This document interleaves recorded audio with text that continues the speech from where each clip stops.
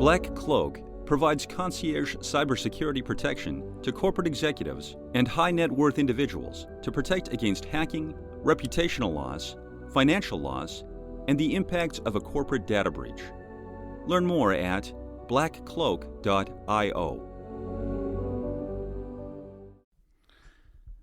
All right, everybody, welcome back to another episode of Redefining Society and Technology podcast. And sometimes guests are so cool and so inspiring that I invite them back on a different show, by the way, because the first time we were talking mostly about the book with Michael Sheldrick, which is the co-founder of Global Citizen, a really important movement organization that we're going to talk about. And at the time, I remember you just published the book From Ideas to Impact, and that was interesting to see how I think it was even before it came out. I think you're right. I think you were one of the first I even spoke about it when it was wow. hot off the press. You got the exclusive. Oh wow, look at that. See, I forgot about that. Good thing that you reminded me. And so this time I wanted you to come back on Redefining Society and Technology, because obviously what you do has a huge impact on society. You guys are achieving so much. You're using music, you're using entertainment, you're using a lot of indirect way to create movement that, of course, judging from the results you're having, it's actually working. But also there is a website, there is technology, there is everything that goes around it. And I was curious on what kind of tips and feedbacks you can give to my audience in terms of how even to move into social movement, things that are very human, more and more we are talking about technology because it's part of our life. So it's going to be a wide conversation, but I want to start, of course, with learning a little bit about you and what the organization Global Citizen is all about for those that haven't heard the first podcast.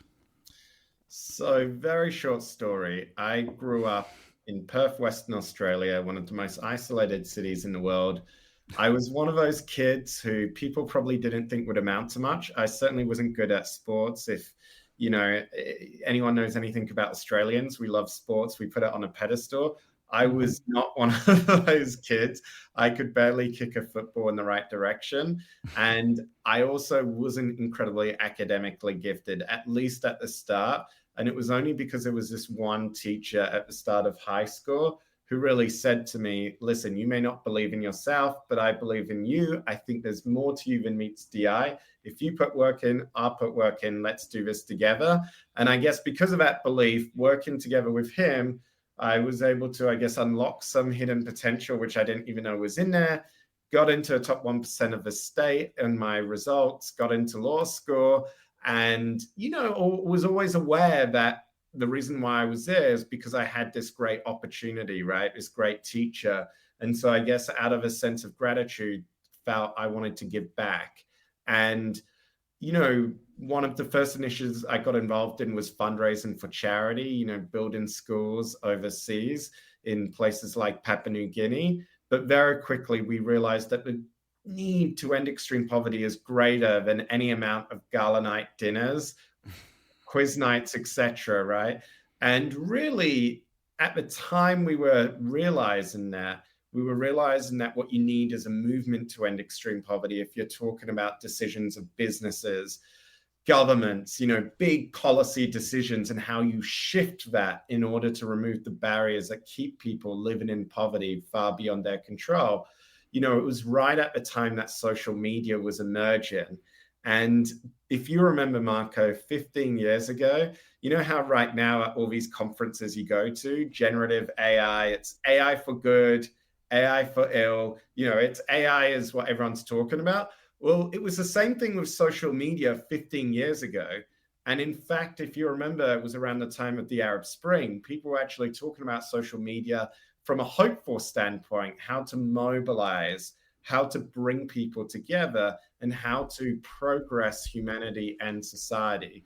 And so Global Citizen, it was really in that context, combining the power of social media and popular culture. Long story short, we developed this model where we did concerts we developed an app. People would take action by downloading the app. They could accrue points, and in doing so, earn a ticket to our festivals. That was really action taken via social media became our currency. And, more than a decade and a half later, we've generated more than 40 million citizen actions that has helped unlock, together with our partners, more than $40 billion, impacting the lives of more than 1 billion people in terms of life-saving interventions. And so that was really, how we used technology and popular culture to advance our mission. I love that. And that's why I thought after we spoke the first time that we wouldn't move it into the Redefining Society and Technology podcast, because you just summarize it. I mean, you saw an opportunity with social media.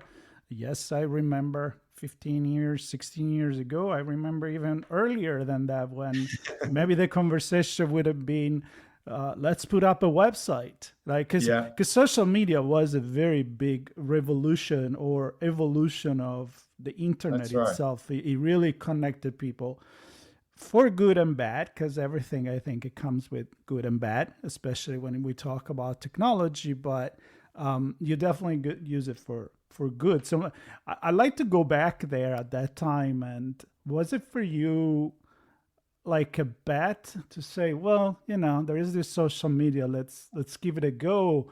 Or did you really sow this communication aggregation way? I mean, did you foresee with your bad money that it was going to work? I think where I realized the power was, we had long worked, we started working with a group, Rotary International, and they have over 1 million clubs around the world. And they had long worked on this long-standing effort to eradicate polio and make it the second human disease in history to be eradicated. And, we started working with the Rotary clubs, and they were very candid that, particularly in countries like Australia and America, their members were getting older, they were engaged. And really, there was this whole question of how you could bring younger people to the issue of polio eradication, and that young people were engaging in different ways.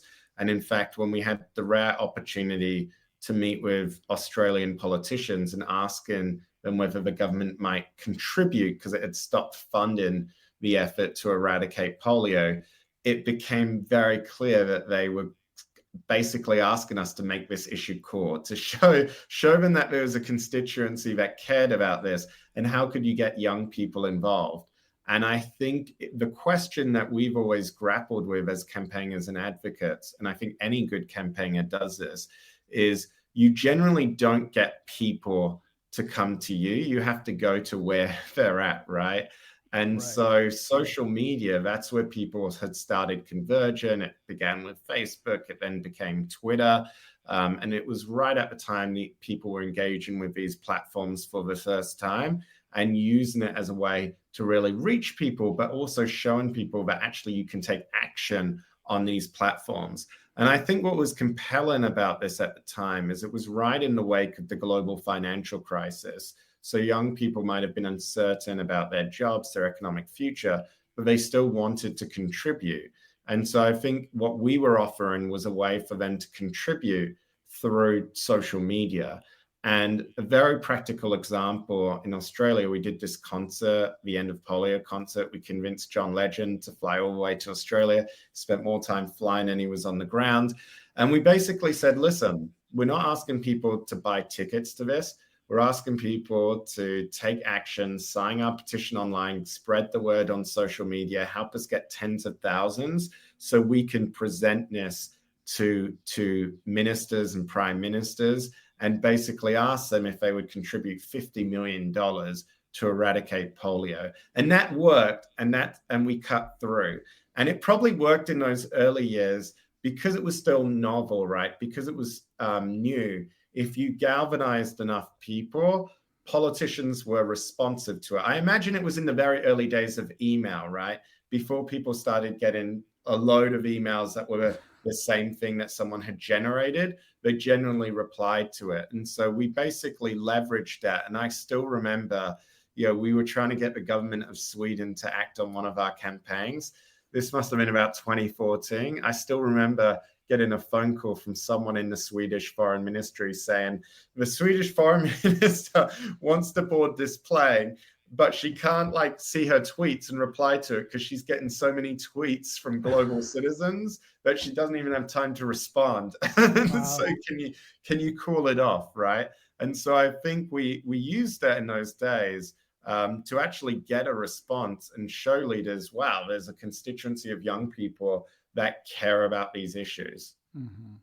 I love that because that's the multiplier, right? Like, yeah, it's kind of like, it's like when you talk about cybersecurity, it's not that you look at different way to create fake email, the Nigerian prince or the Spanish prisoner. There's stuff that have been working before email, except that when you go to email and now in AI, you multiply that. Instead of sending one letter, 10 letter, you send thousands, and now with AI you can actually personalize that. So maybe we'll get to AI in a little bit, but I do love the fact that you saw the opportunity there. But the other opportunity that is that John Legend, and you worked with Miley Cyrus, you work with really big names in the industry, and I feel like I love music, and I feel like I look back when I was a kid listening to the music from the 60s and the 70s, how a lot of bands, a lot of singers and artists, they were moving large amount of people by either the war in Vietnam or the old 60s, the Summer on Love in San Francisco and all of that. And I think that there was a period that maybe wasn't that hot, although I remember the concert for in the 80s for the food Live Aid. Yeah. Live Aid. Yeah. And it was big. It was really big. So was it hard for you to make the connection with the musician that could say, all right, I'm going to give my time, which is worth a lot of money, right, for a cause? I like to think that music, it's important, not just because it's entertaining, but because it's storytelling. It tells a lot of good things and move people. So putting the two together, was it hard? I mean, it was hard at first because basically, and you learn this, when you first start out with, and it's not just in the music community, it's any industry, but when you have an idea, you find that when you're asking for people to help you, very many folks will respond basically saying, listen, it's a great idea. Come back to me when you have other people jumped on. Right? Yeah. People want to jump Show on. me the money first, or the numbers, or the train that's leaving the station. Yep. Yeah. And so you need those people. You need people like John Legend, who, by the way, is still working with us. Later this month, we're going to Lagos with him for Move Africa. It's our international touring circuit. So that literally has been a decade and a half as partnership, the same with Coldplay and others. But you need those people to buy into the idea and to actually understand the potential.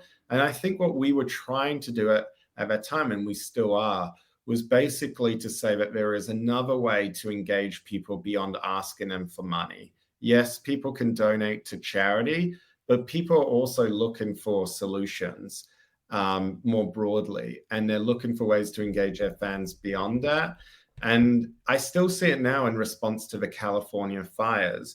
What was interesting, recently had this Fire Aid initiative, which I think was incredible. You had all the industry players coming together. You had all the artists coming together, donating their time. And yes, that's raised a lot of money, charitable dollars, to provide immediate relief. But it's great that many of the artists that we've worked with for many years have been reaching out and saying, well, let's also be real to the fact that apparently there's $100 billion in damage that these fires have caused. More than 60% are uninsured, right? California's rainy day fund is just $10 billion. And if this is the first of many natural disasters that we might be impacted by, we need to think about this in a different way, because no amount of charitable dollars, $1 million here, $1 million there, is going to address this. And the thing is, artists are thirsty for that. I just finished a call. We had an entire Zoom with representatives from across the music industry asking these systemic questions and also wanting their fans to get involved. So I think people have also recognized that, as I talk about in the book, and as you gave me the opportunity to highlight last year, that systemic challenges require systemic solutions. And how can we all be part of that? Because the reality is whether you're an everyday citizen or a cultural icon like Taylor Swift, there is a role we can all play. Absolutely.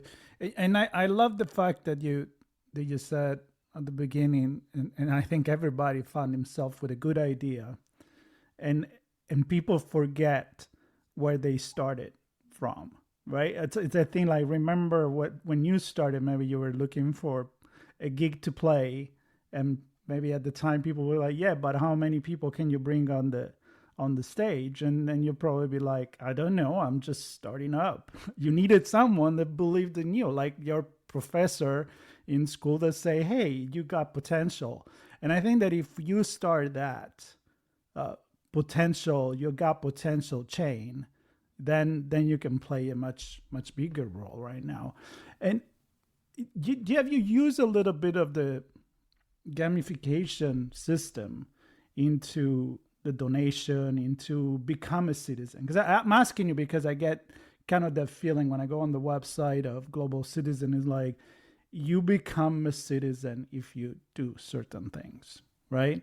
And you get that empowerment to say, well, maybe I don't have the money, or maybe, a restraint in an economic situation, maybe I have $1, but I get sometimes on my hand, and I get something I can do. And again, technology can really help in doing this. So I think it's two things. We acknowledge that ultimately people have a whole range of interests, right? Whether that's sports, whether that's music, whether it's chess or it's reading, whatever, right? And we acknowledge that for most people, doing good is something that they want to incorporate as part of their lifestyle. They want to do good, but they also want to enjoy life as well. And that's the point of living. That's the point of being around. And so I think the idea of giving a reward that aligns with someone's interest, it's really as a thank you. It's saying, thank you for taking action, and here's something you might be interested in. But what I find year after year is how people get exposed to the platform and then they stay taking action. And one of our supporters is Bridgewater Associates, and the CEO of Bridgewater, you might think, okay, this guy can buy tickets, he can go. Before we even knew him, before we even met him, he had basically been taking action himself and earning tickets every year to get into the Global Citizen Festival. Yeah, going back to 2012. That's cool. And last night I was at a function and someone came up to me and said that someone who had gotten involved now lives in Hawaii, is picking up plastic on beaches in Hawaii as a result of Global Citizen, right? as well. So I think it's an entry point to broader engagement, to learn about these issues. But it's also a recognition that, people want to enjoy doing good at the same time. And I think right now that's more important than ever, because you need to give people hope, and you need people ultimately to feel good, especially right now when we have multiple crises seemingly bombarding us day in, day out. And I think also a way to be exposed to good stories as well. So what's amazed me is the points of engagement that's often begun with earning a ticket to a festival. Yeah. Yeah, and I also wanted to highlight that because I found myself, let's say during the pandemic, like we do a lot of conference coverage. So we go places, usually cybersecurity or technology, and with the pandemic, it became virtual. And then eventually the pandemic ends, or there's the tail of it, and a lot of conferences, I'm talking about 40,000, 50, 60,000 people conference, B2B, some of them, they decided, well, we're going to go back to not streaming anymore. And I'm like, why would you do that?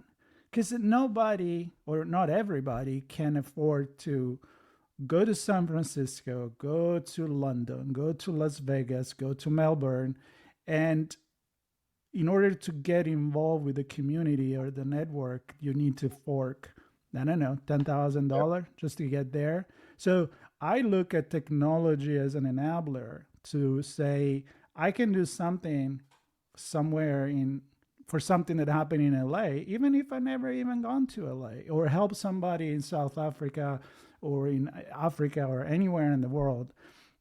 And there is that line that is very blurry at this point between what you do in real life, and I'm doing hair quote for the people listening to the podcast, and digital life, because I don't see that difference anymore. You do something online that changed somebody's life somewhere else, you've done something concrete. It's not a video game.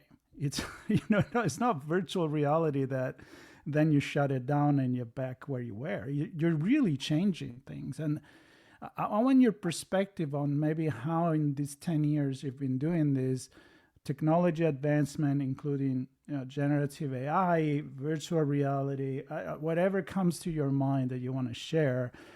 It's been some kind of another eureka moment for you to say, hey, maybe Global Citizen can use this, and maybe you use some of this data analysis, I don't know, whatever.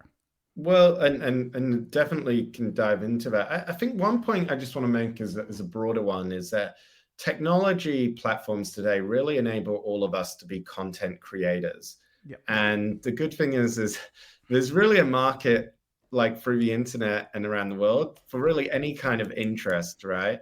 Mm-hmm. And so my response to, as you said, conferences, going back to normal, blocking out ways to share content is, okay, if you're producing that content anyway, why not leverage it to engage and recruit what could be a loyal group of supporters? And one thing I would say additional to that is we tend to underestimate the impact of people we reach online. And we don't think that often that people we reach online will translate into real world impact. So, we might have people in front of us. We might be talking about how they can make an impact. We might be able to track that. But for example, when I was and still am doing this book tour, but when I've been on book tour, one memorable moment last year was I was in Utah in Salt Lake City. I think I was actually speaking to a Rotary Club. And this father comes over to me and he says, "Oh, it's you I have to thank for paying for my daughters to go over to New York last year." And I said, "Well, what do you mean?" And he said, "Well, my daughters found the Global Citizen app, and we agreed that if they took action and won tickets, I would pay for them to go to New York to your festival, right?" And then he was telling me since what his daughters had been doing since then. Now, obviously, they had the resources to travel. Recently, I was in China, in Shanghai, and so I met this teacher who, for her, didn't have the ability to travel, right? So this is a contrasting example. Yep. And she pointed out that for the last 10 years, she's been watching the Global Citizen Festival, and so much so that she now gets her students to watch it as well and to do school projects around it for the last 10 years, right? And so in my view, there is no difference in terms of that young woman in Utah and her father who we've impacted through the technology platform, and that teacher and her students in China who may not have actually participated physically but have still been exposed and now writing their class projects on this. And that's the power of technology. And I think we underestimate the impact it can have. And even in small subtle ways, like I started a newsletter on Substack a few years ago, and I'm amazed by the response. And okay, it's only a few thousand, it's not a big community, but I write to them. But the number of people who say, wow, keep that up, that made a difference, I took action on that, and I think we all have the ability to do that and connect in a way which is really, that's the spirit of Global Citizen. Now, of course, to your point, we're also running a nonprofit, right? And we have to raise funds, we have to engage people. And in that sense, of course, technology helps us with efficiencies, right? I cannot tell you how much easier and faster it is to churn out proposals for grant applications. I used to hate grant applications because we'd be applying for this foundation, we'd be like, oh my goodness, I have to write this big grant. It's going to take ages. I have to copy and paste from there. Those days are long gone, and you can tailor it. It's specific. If you know how to use the technology well, it's really incredible how quickly that can make your life easier. The same for translations, for actions, and really also, you know, I think as advocates, one of our best, most effective, when we're at our best, when we're at our most effective, it's when we're communicating in a way that audiences engage. To be able to use technology to help us refine our arguments, to put ourselves in the shoes of others, it's really extraordinary and can make us better advocates. Yeah, absolutely. And I want to go back to the lady in Shanghai that felt like she belonged, and it's not because she never met you guys or been to a concert or one initiative.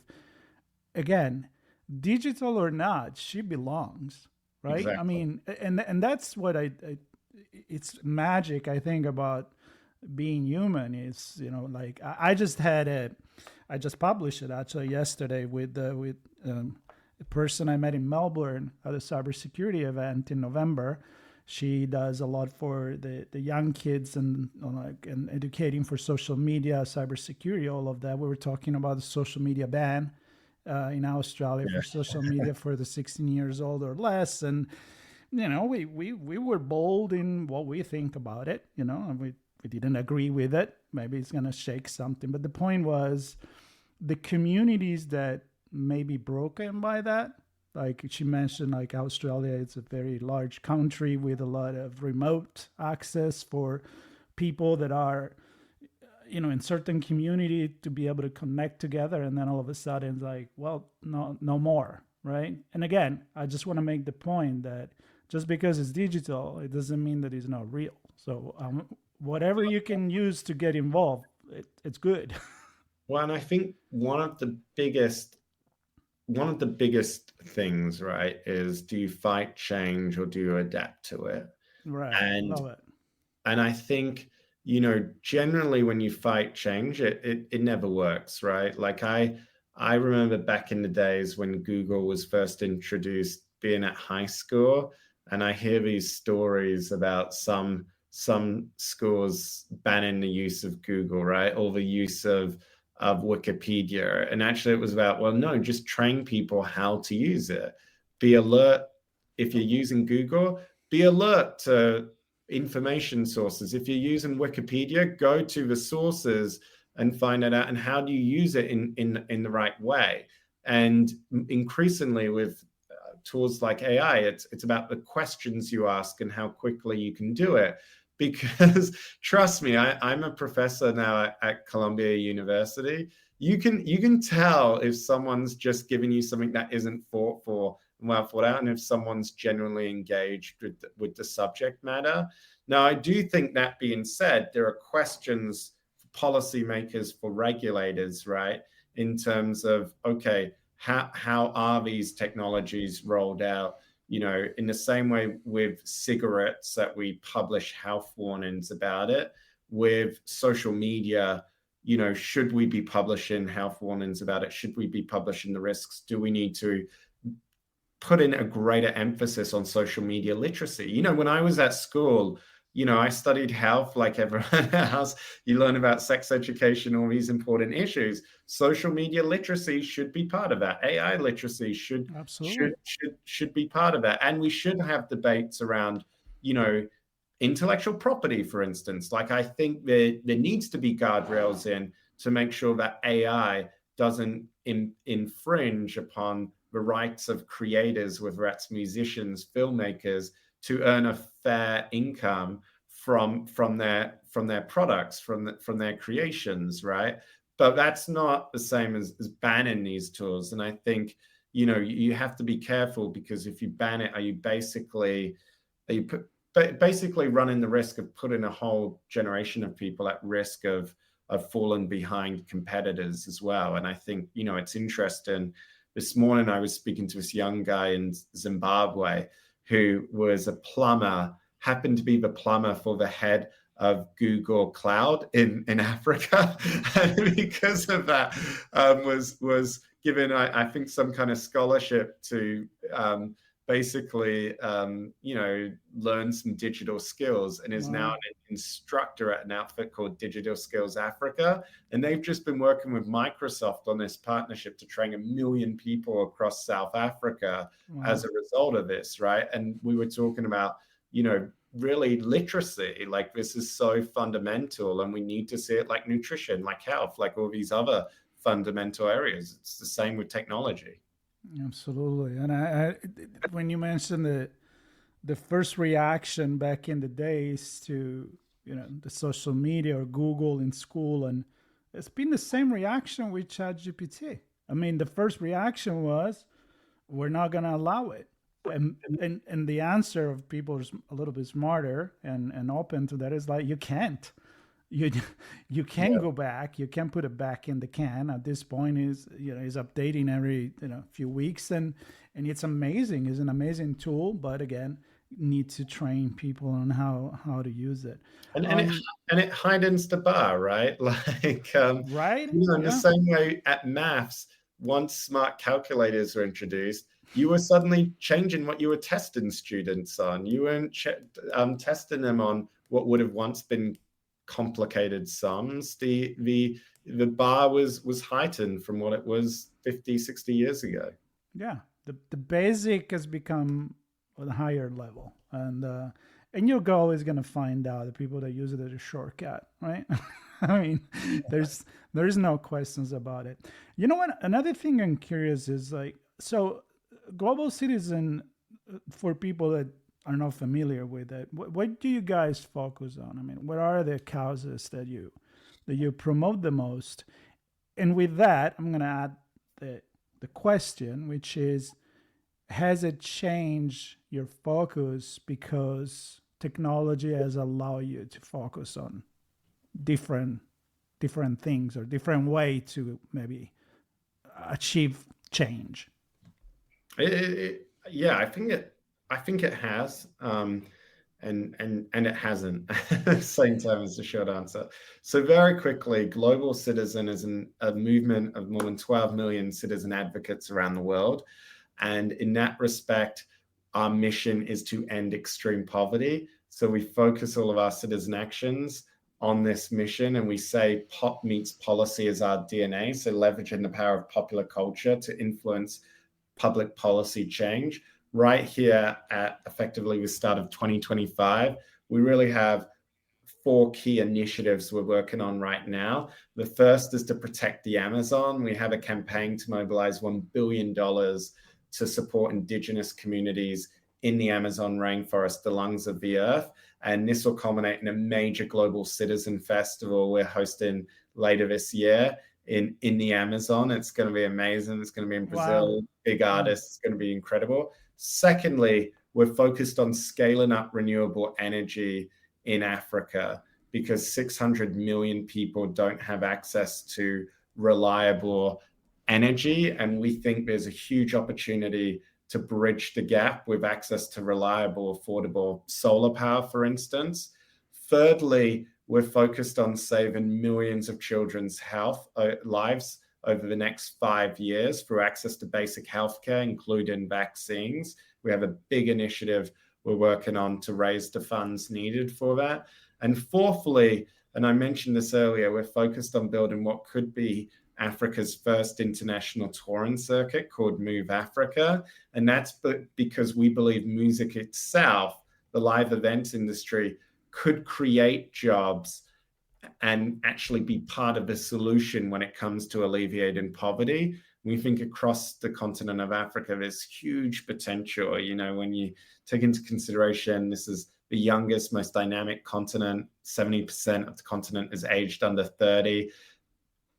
Decades from now, 1 in 4 people on the planet will be of African descent. This is a continent that's going to drive the music we consume, culture, food, clothes, you name it. And so we think there's a huge potential around the creative industry. And so we're really excited to be part of that. And as I said, taking John Legend to Africa later this month. I think in terms of the way technology is playing out in all of these areas, look, of course, specific to each of the campaigns, right? The Global Citizen Festival Amazonia, right? Of course, technology can be used to track illegal deforestation in the Amazon and show us how much progress we're making. It can also be used to help us make festivals itself more sustainable. You know, last year on the Great Lawn of Central Park, we used a battery, for instance, for the first time. We powered it through battery storage. So we're seeing us being able to actually harness it to make our carbon footprint more sustainable. And that also goes with using the app, using technology to really take global citizens participate in and help them address their sustainability as well. Of course, when it comes to scaling up renewables in Africa, you're already seeing technology is at the heart of that. You know, you look at solar, for instance, you know, it's very different to fossil fuels. Fossil fuels is about a commodity. It's based on supply and demand. Now you're seeing with something like solar power, the technology exponential curve in the same way you saw this with chips manufacturing over the years as well. And that's why ultimately we're bullish that renewables is going to be the cheapest, the fastest way to supply energy. When you look at the cost from fossil fuel-based energy, it's mainly remained stagnant over the last few decades. When you look at our campaigns to mobilize commitments to save millions of children's health, you know, really the way technology is coming in there to show constituencies of people who care about this issue. We have a bold goal to increase our membership from 12 million citizens to 50 million citizens over the next 5 years to actually show leaders, well, people actually care about this. And just to put that in perspective, Marco, that's going to require us to really significantly increase our annual growth rate. And the only way we can do that is through technology. That's the only way we can do that, whether it's an always-on social media strategy and using technology to rapidly reply, translate, reach new geographies around the planet. Technology is the answer. And then finally, Move Africa. Well, there it's interesting because, you know, it's almost become a cliche. People are talking about the jobs that's going to be lost as a result of technology, right? They talk about, you know, jobs in manufacturing and agriculture, the traditional industries that have helped lift communities out of poverty. Well, then you hear people saying, well, the answer is creativity, right? People say, study humanities, study, soft skills. Let's get people unleashing their creativity. But the reality is unless you have appropriate public policies in place around copyright, around intellectual property, the creative industry could actually end up being one of the most vulnerable to become an AI generation.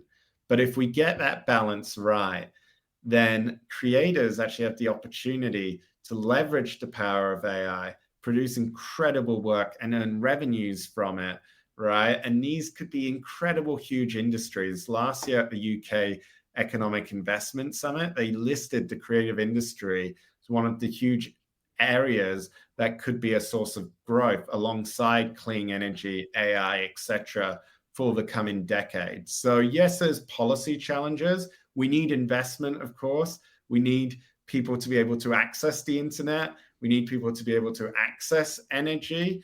But the solutions are all there if we want them.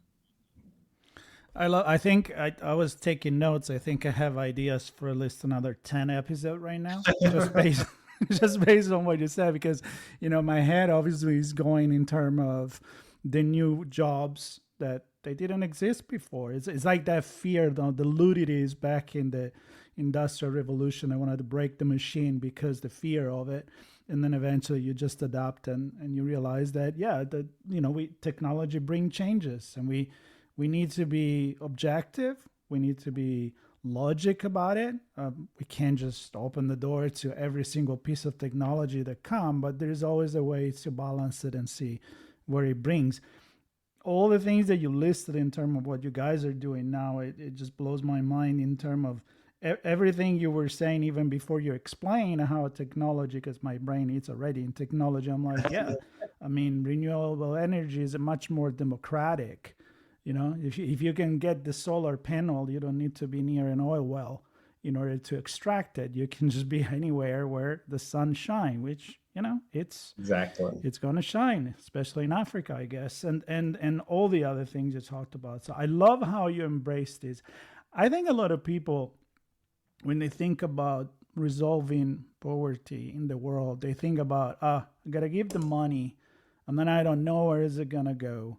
Is it somebody gonna pocket it? And I'm thinking a little Italian here, but it's like, give me the proof of what you're doing with this. And I think you guys certainly, and I'm sure there's other nonprofit organizations that are doing an excellent job. I mean, you're proving the fact that you've been raising this money. I mean, I know you were at the World Economic Forum a few days ago. I mean, you're moving government, and I think that choosing to use the power of pop culture and that I think is a natural human need of people to do good. I mean, unless you're a sociopath. You know what's interesting? I think two things. One, yesterday I had the opportunity to present into this audience, and it was a fairly high net worth crowd. And what struck me is, they were all talking about what drove them and how much given was at the heart of what they felt was to live in a good life. And someone said, you are usually satisfied when you're feeling that there's a particular issue you're passionate about and you're able to give 100% or feel like you're giving 100% of your effort of how you can add value and contribute. And I thought that was a good way of looking at it, because these are people who have made lots of money, been very successful, and yet they all had come to this realization that there was something at the core of giving. And the good news is today, we don't have to be Bill Gates, right? You don't have to be a billionaire in order to be a philanthropist. I genuinely think all of us, because of technology, actually have the ability to make a difference. You don't have to wait until you've made a big fortune. Mm-hmm. You can build that in from the get-go in terms of your lifestyle. And I think there is something about it that is actually, foundational to health, to be honest. Like what we were talking about before about, mm-hmm. Different ways in schools, different forms of literacy. I think giving and being part of this and taking action is the antidote to much of that apathy and despair many people, particularly young people, feel right now. And I think it's, it remains true that the best way to overcome that is by sharing stories of what has worked, what's made an impact. And I also think groups like us are beholden. We track all of the commitments that global citizens have campaigned on and been a part of impacting. We track them all in Salesforce, and we have, each of them are different stages of the journey, in terms of implementation, but being able to track them all and report back is really important in terms of boosting confidence and trust. And in the same way, answering the question, is my money having a difference? Well, you can also answer the question, are my actions having a difference? And I think if you can show that, if you can show that we can make a difference because we have made a difference, then you're onto something really special. And I think something that, is part of the response, I think, that's needed right now in terms of the world in which we live, and the sense of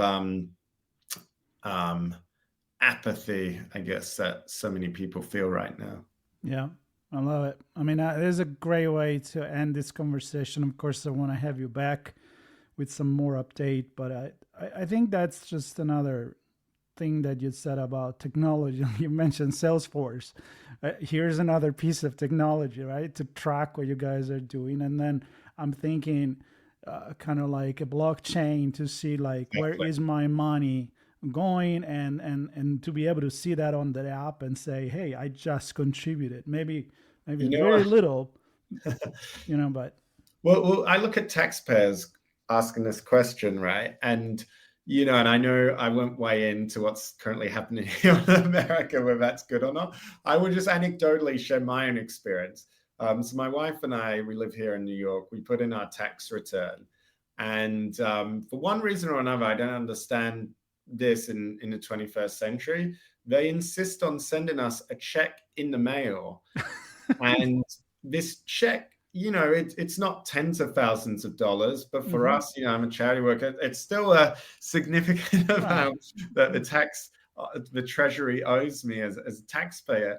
Anyway, this check goes missing, and Treasury trying to get hold of someone, first of all, is a challenge in and of itself. And then we ring back, finally they issue another check, that goes missing.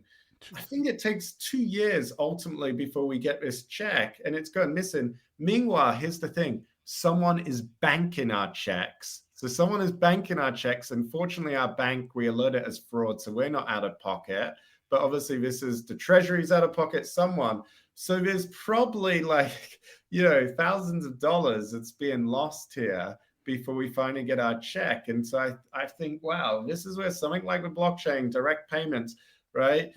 This has to be made simple. This is our experience. How many people are experiencing this around? And I think this goes to trust. And when people say, okay, are there fraud?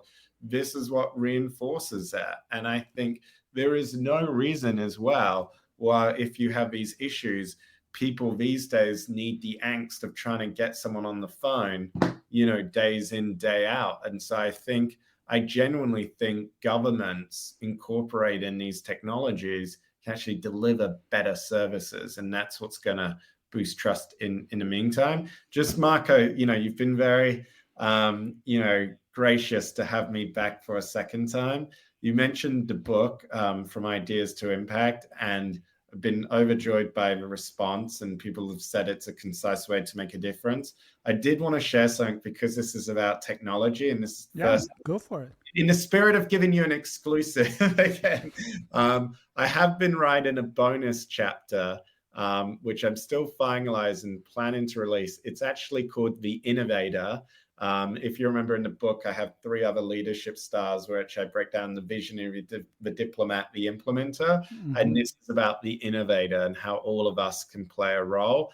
And so if you reach out, Michael at michaelsheldrick.com, or via the website, michaelsheldrick.com/book, you get a copy. You can email me. I'll make sure you get a copy of that bonus chapter, but it has a specific emphasis on technology, and I hope it will inspire others. And of course, it's inspired me because it's built on many of the stories and insights I've been fortunate enough to come across, even on the last year while being on this book tour. But just wanted to give you a big thank you, because in the spirit of getting behind ideas, you were pretty much the first podcast I spoke to last year. So very grateful to you. Well, then you know what? I'm going to bring it to the next level. When you release that chapter, just come back so we can talk about the innovator role in our society and technology. All right, that's perfect. I want to end actually with, of course, I'm going to put all the links to your website that you just mentioned is going to be in the notes of the YouTube video, also in the notes of the podcast. But you mentioned do something, and in one email that we exchanged, you mentioned Eleanor Roosevelt, her quote, "The way to begin is to begin." I want to end with that.